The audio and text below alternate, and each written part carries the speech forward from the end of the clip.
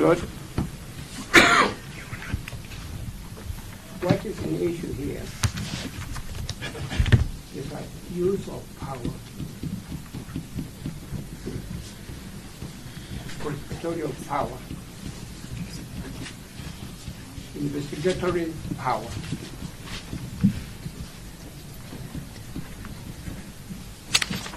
And my Lord, this is not the first time we are coming before the court.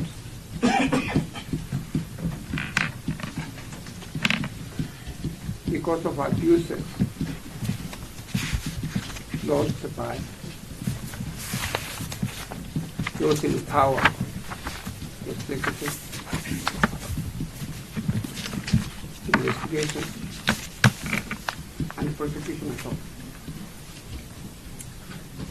It is a Christian hymn that we have been singing for the past 60 years.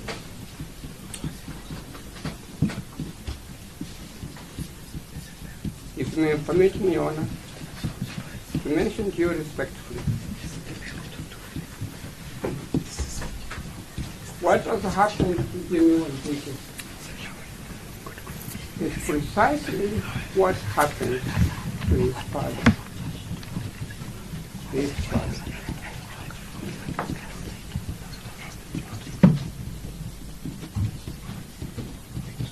His late father is my neighbor.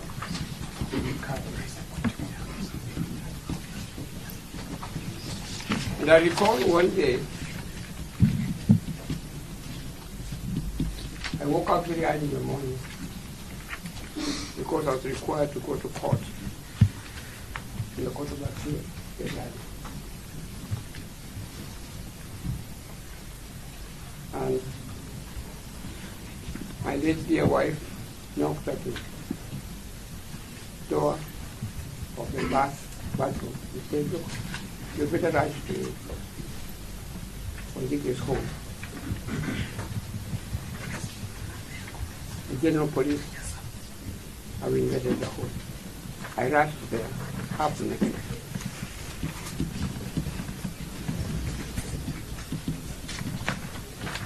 I had on a towel tied around my waist.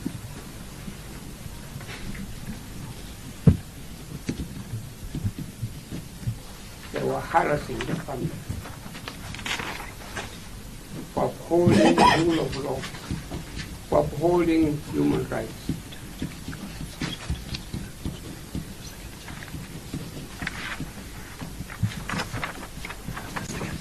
Your Honor, the background of these charges before you,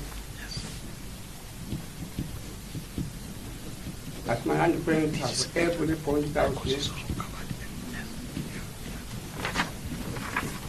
quite clear. Valid court orders have been surveyed.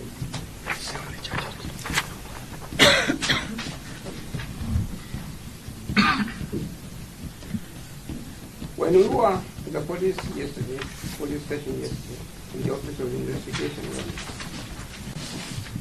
we were in a tiny room. Mr. Wanjiki was there, his wife, and his little children.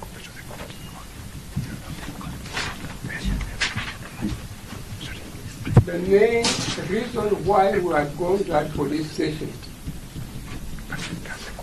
had nothing to do with the gun offenses at all. Absolutely nothing. Absolutely nothing. It was quite something different.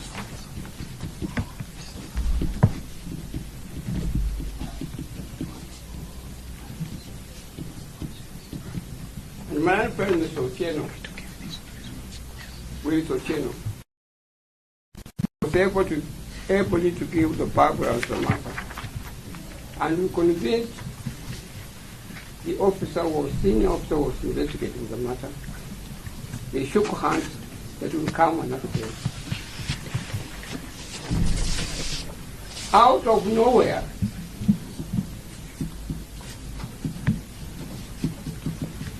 a senior officer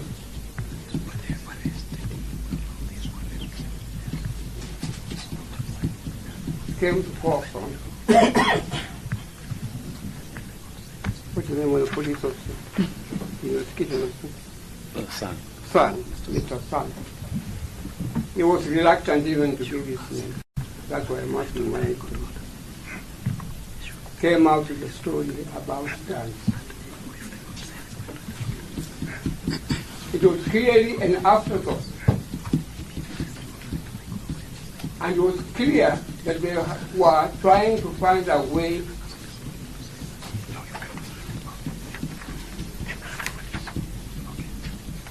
of keeping this Wanjigi in police cell for a night.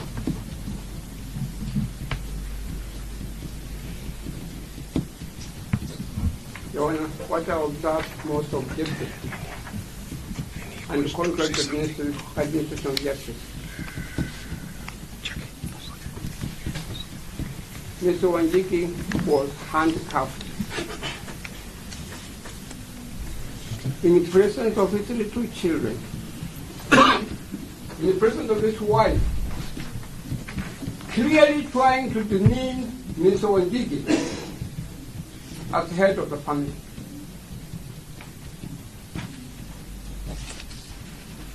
And the law is very clear on handcuffing. You only handcuff an individual when you have evidence that he is likely to escape. Mr. Wanjigi himself and his little children and wife had gone to that police station, had gone to that room voluntarily.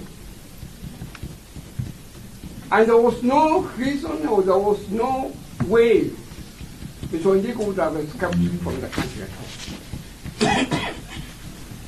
Is Mr. Fan full of venom, full of malice, trying to demonstrate that he's got the power and authority to do anything he can under the criminal constitution, handcuffed in the presence of his little children. Your Honor, this is not what we fought for. We are going back to primitivity in the administration of criminal justice in this country. The 2010 Constitution was to establish an environment under which we do things in a civilized manner, not in a crude, primitive manner at all. You cannot go ahead and handcuff an individual in the presence of his little children, in the presence of his dear wife. What you are doing